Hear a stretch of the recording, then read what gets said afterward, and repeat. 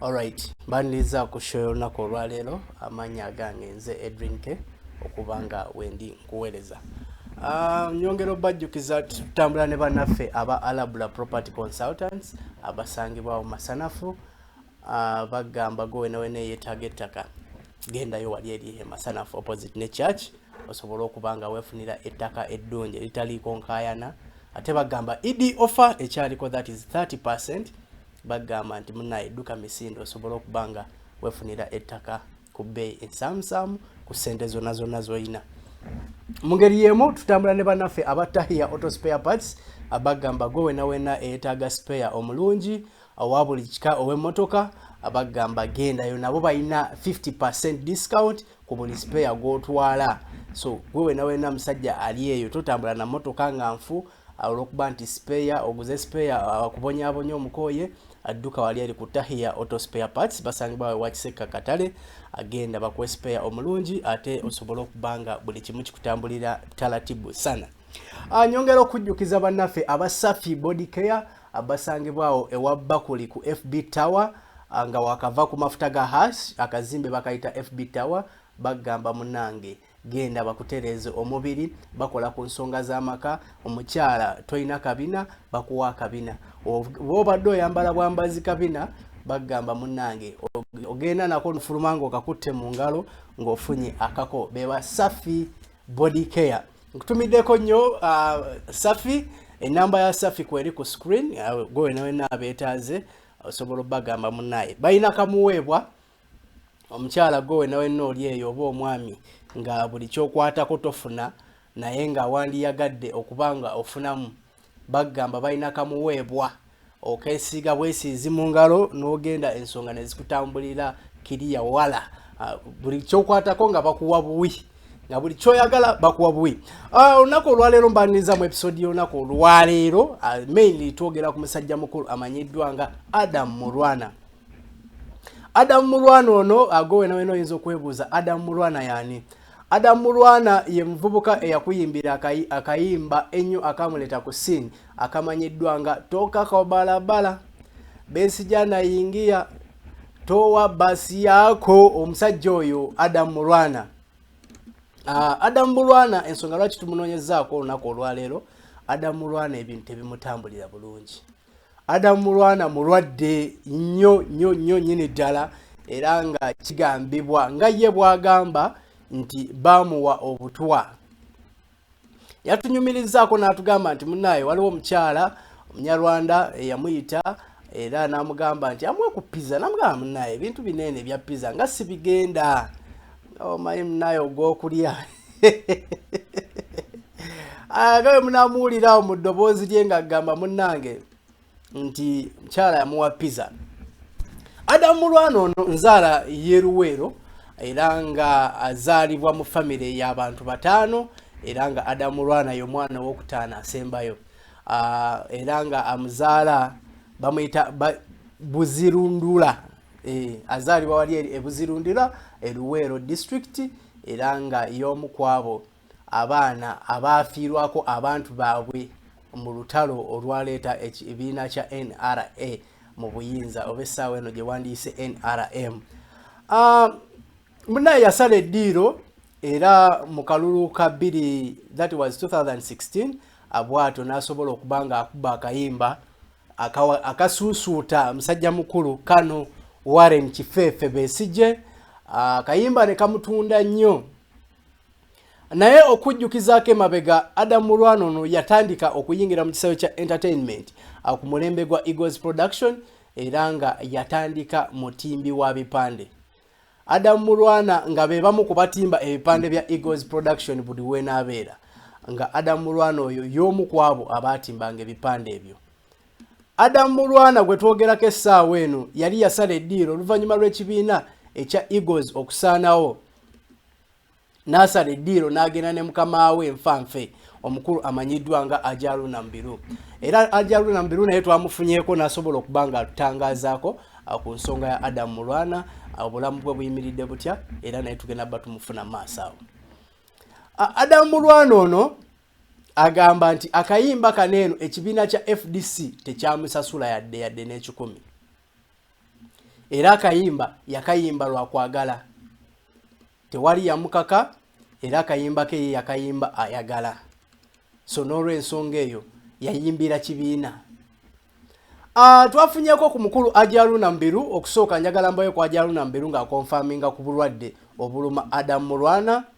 Then after tusobole okubanga ate tukomawo Mwanzo Mulwana zeno nga nawo otegedde Ajaluna Mbiru awo twabadde tunyumyamuuko naye n'atugamba kituufu Mulwana mulwadde naye abantu musaanye muveeyo mujje muyambe ku Adam Mulwana. Adam Mulwana bamuwa obutwa era kya confirming bwe yagenda mu ddwaliro n'abagamba nti munaye ensonga entabuseeko.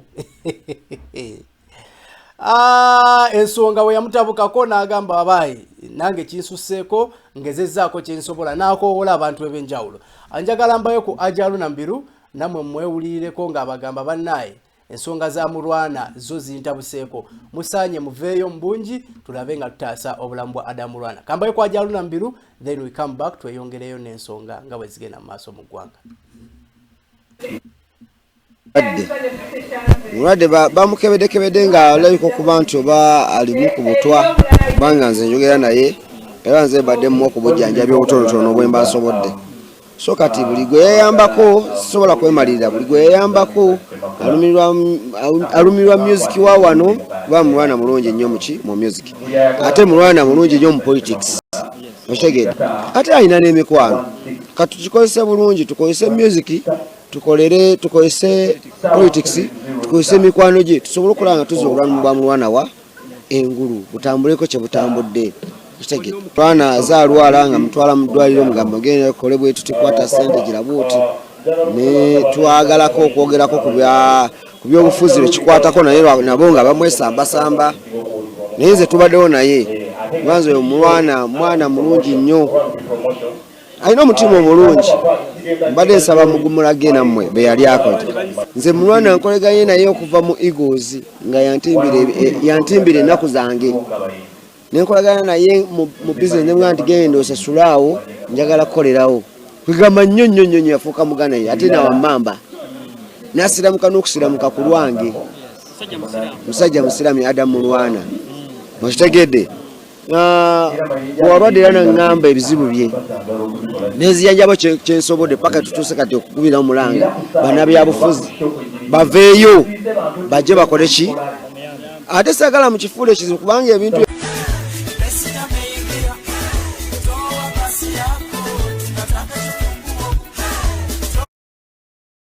ndowooza ensonga ya Adam Mulwana ogiwulidde nga Ajaluna Mbiru abakoowola n'abagamba naye mujje tulwane tulabe nga tutaasa obulamu bwa Adam Mulwana kuba Adam Mulwana oyo gwe mulaba abeereddewo abantu bangi. Bwe tutyo naffe twasituse ne tugenda ate tube nga tunoonya ku Adam Mulwana. Embeera yo gyali mu si nnungi ddala, mu Luganda bagambya nti tewoomya ya nnakabululu. So n'olw'ensonga eyo munnange twagenze ne tugenda Salaama. Ajjukire mabegakawo principal w'ekibiina kya NUP nga ali wamu n'omukulu Kayemba Solo basobola okugenda ne baba nga bawuubayo olubu lw'ebigere ne balambulako ku Adam Mulwana ono gw'olaba. Baagenda ne bamukyalirako ne bamanya embeera ye mweri. Embeera mwali si embeera ennungi gy'osobola okugamba nti omuntu ali mu mbeera nnungi. Wabula baabasawo batugambye nti bwe tukwatira wamu nga ttiimu tusobola okutaasa obulamu bwa Mulwana. Mulwana ekimutawaanya yafuna obuzibu ku kibumba era nga kigambibwa nti Adam Mulwana ono yafuna obuzibu ku kibumba. Awo principal w'ekibiina kya NUP yali agenza okubanga amukyalirako ng'ali wamu n'abakungu ab'enjawulo okwali Honorable Kayemba Solo naye yali n'omukulu Louis Lubongoya bonna abannakibiina kya NUP nga bawerekeddeko principal waabwe basobola okubanga bagenda ne balaba ku Adam Mulwana ono. So lwaki nkugamba nti banaye gwe wena alina ky'oyina atugamba wandigenze n'oyamba Adam Mulwana kuba embeera Adam Mulwana gy'alimu si nnungi, tewoomya ya nnakabululu n'akatono yadde. so n'olw'ensonga eyo gwe nawe nalina ky'olina kugamba osaanidde ojje oyambe ku Adam Mulwana. Adam Mulwana asobole okuba nga atambuza obulamu bwe bulungi nnyo nnyini ddala. Katufune ku Adam Mulwana oluvannyuma ate tukomewo.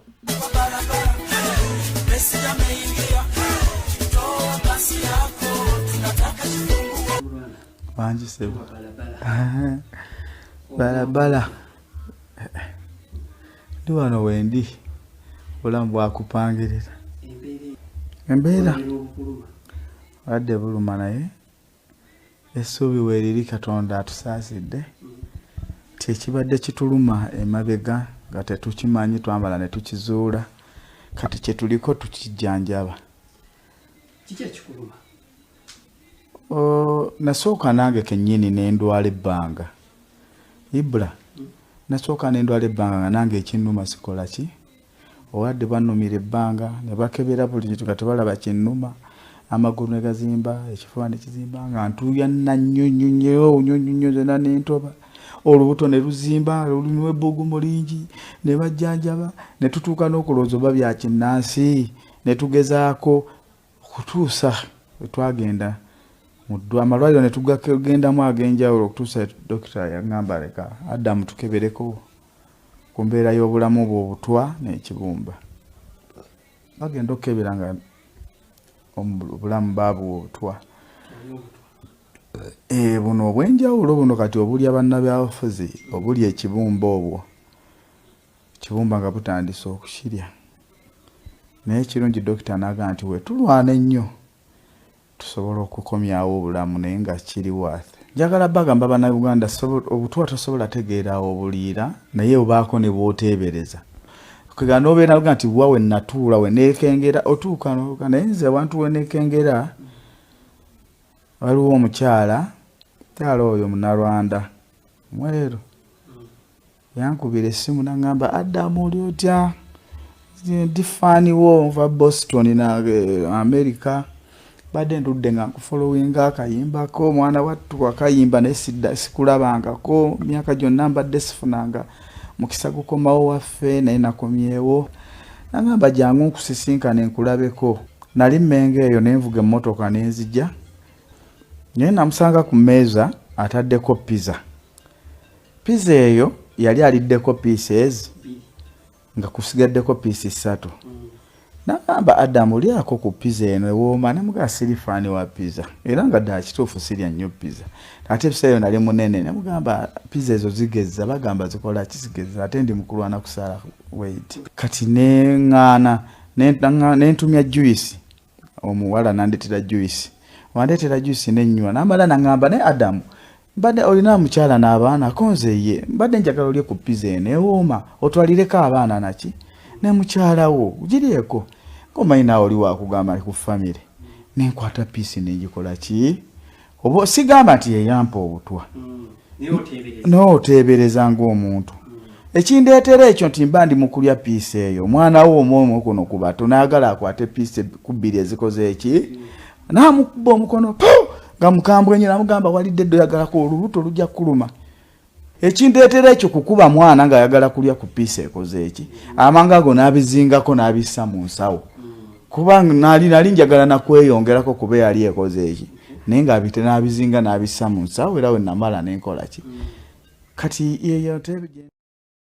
Ndowooza ensonga yo ogiwulidde Adam Mulwana ng'akunnyonnyola engeri gye yaba nti pizza bagimuwa ate munnange nga omanye ebyensi eno naye nga tukoowolamu mwenna abasobola okuyambako Adam Mulwana mudduke misinde tusobole okubanga era kwolwe nakoma omulala obulamu bwa Adam Mulwana kuba Adamu bw'anaaba nga atuvuddeko kijjabba kibi nnyo so n'olw'ensonga eyo mbakoowola mwenna gye muli tusobole okutaasa obulamu bwa Adam Mulwana. Nkowoola ekibiina kya FDC nkowoola banabyabufuzi mwenna abanyumirwa obulamu bwa Adam Mulwana ng'akyali mulamu. Adam Mulwana oyo yali munene okusingako abo so n'olw'ensonga eyo mwenna gye muli alina kyayina osobola okutuukira Ajalu Nambiru ne musobola okubanga tuyambako Adam Mulwana. Nze Edwin Kesige na banga nsukako wano olunaku olwaleero wabula mbategeeza ntutebwamu ssente bannaffe abatahiya auto spare parts abasangibwa we wakiseka bagamba gowe nawena ayina yeetaaga spare w'emmotoka owa buli mmotoka yonna adduka wali ewakiseka katale abo basange babayise batahiya auto spare parts. Omukyala ali eyo wenna ng'ensonga tezikutambulira bulungi obulamu si bulungi olaba nga mbiri guguswaza abasafi body care abasangibwa ku FB Tower bagamba ensonga zo bazigonjodde wagwako mukwano newe kuba tatu anga chali wange Jose extra atenga uli atatu ogikoye bagamba tatu eyo bagijjako asonoro ensonga eto kyalina kweralikirira ku nsonga ya tatu agenda tatu bagikujjeko ku mbiri owone ekizibu oba mukwano gwagwawo kituufu gwagwawo. So banafa aba Alabra Property Consultants bagamba abakyalina discount yabwe ya 30% agenda yo wali eri osobola okubanga ofuna 30% ku ttaka lyonna. Jukira bagamba balina poloti ku luguudo lwonna olufuluma Kampala buli kitundu kyoyagalamu poloti bakiyina be bannaffe aba Alabra Property Consultants bagamba genda bakoleko buli kimu kyewetaaga. Nsigadde nze Edwin K ate tukwatagane olunaku olw'enkya akadde ke kamu ndowooza ensonga ya Adam Mulwana mugitegedde agowe nawe alina ky'olina nga wandiyagadde okuyambako Adam Mulwana kugamba duka buddusi misinde laba ajaluna mbiru ate osobola okubanga oyambako Adam Mulwana. Mubeere mulungi mweraba kulwa Katonda n'ensi yange mubeere bulungi mweraba.